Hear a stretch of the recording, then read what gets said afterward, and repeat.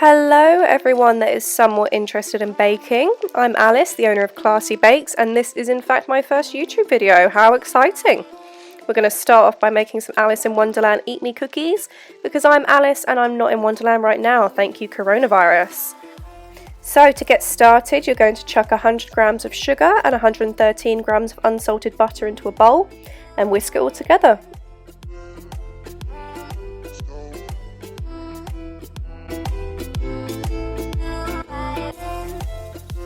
After 1 or 2 minutes it will become a fluffy, paler mixture and you can move on to the next step.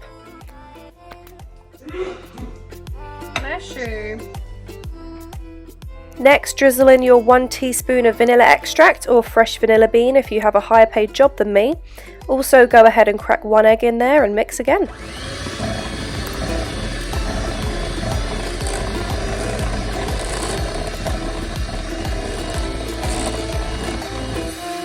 Now you're going to go and grab another bowl and mix your dry ingredients, which consists of 160 grams of all-purpose flour, otherwise known as plain flour for all the baking newbies out there, 1/3 of a teaspoon of baking powder, please do not use bicarb of soda, they are 2 different things, and finally a pinch of salt. Then you can gradually add your dry ingredients into your wet ingredients, try not to make a mess.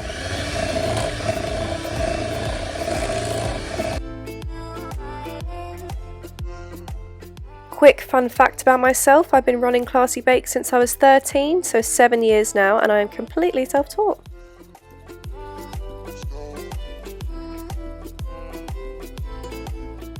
We're going to move on to chilling our dough, so grab some cling film, wrap those puppies up and chill for roughly an hour.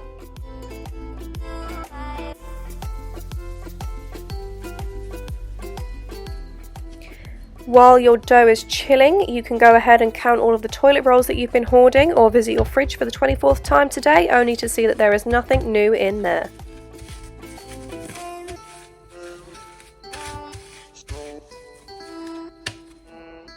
Once you've patiently waited an hour for your dough to chill, we can prepare our baking trays. I like to use a spray oil and some flour, but you can use baking paper, butter or straight olive oil. It's completely up to you. Now is also the time that you're going to go ahead and set your oven to 180 degrees Celsius and get that preheating. Next, go ahead and choose your cookie cutters. I ended up going with the hearts, the circles and the little spoons because just look at them, they're blimmin' adorable. Go ahead and flour that work surface and roll out that beautiful dough until it's roughly 1/3 of an inch thick. And you know, cut your cookies out, do your thing, have fun with it.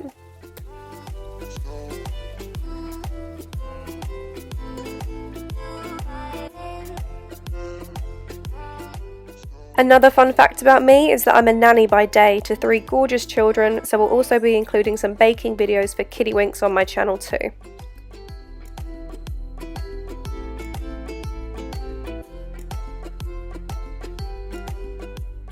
Chuck those cookies onto a baking tray and bake them for roughly 10 minutes, basically until the edges start going gold brown, just keep an eye on them.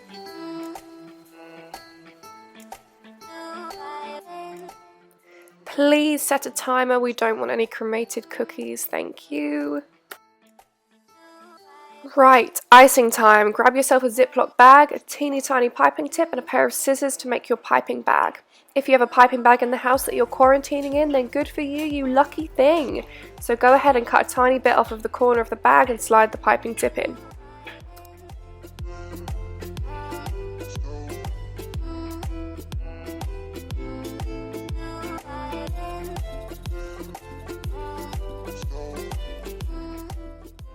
By now your cookies should be done baking. As you can see here, they're still pretty pale in the middle, but they have that gorgeous caramel coloured edge. Perfection. Next, we're going to whip up our icing, starting off with 1.5 cups of icing sugar, then add in 2 tablespoons of milk, 1 tablespoon of golden syrup, and 1/2 teaspoon of vanilla extract. You can always add more milk if your icing is too thick, and more icing sugar if your icing is too thin.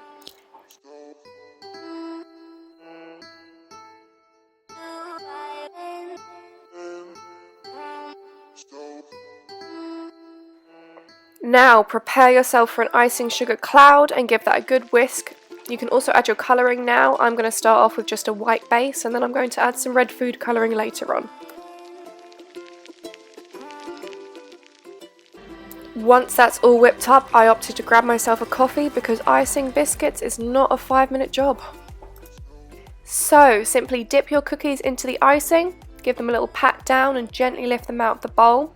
You'll also need to tap off the excess icing and give the cookies a leveling out by hitting the hand that your cookie is in, as shown here.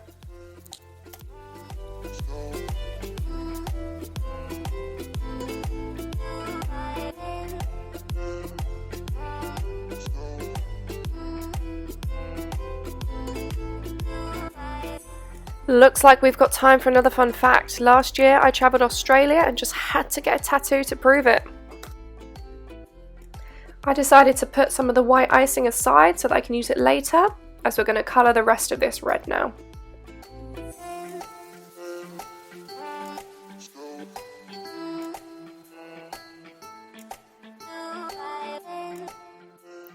This is so satisfying to watch.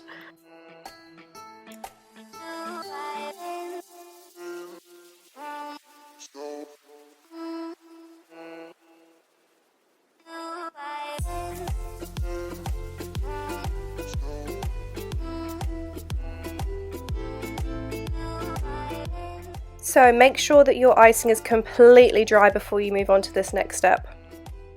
I went for the classic Eat Me writing on top. I also did a few Try Me cookies which could actually be sent to anyone that you're in an altercation with.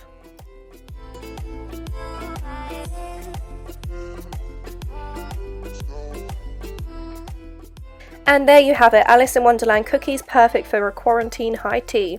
I would love to hear your feedback on this video, and if you do decide to make these cookies, I'd love to see some pictures, so send them on over to me. Stay safe and I'll see you in the next one.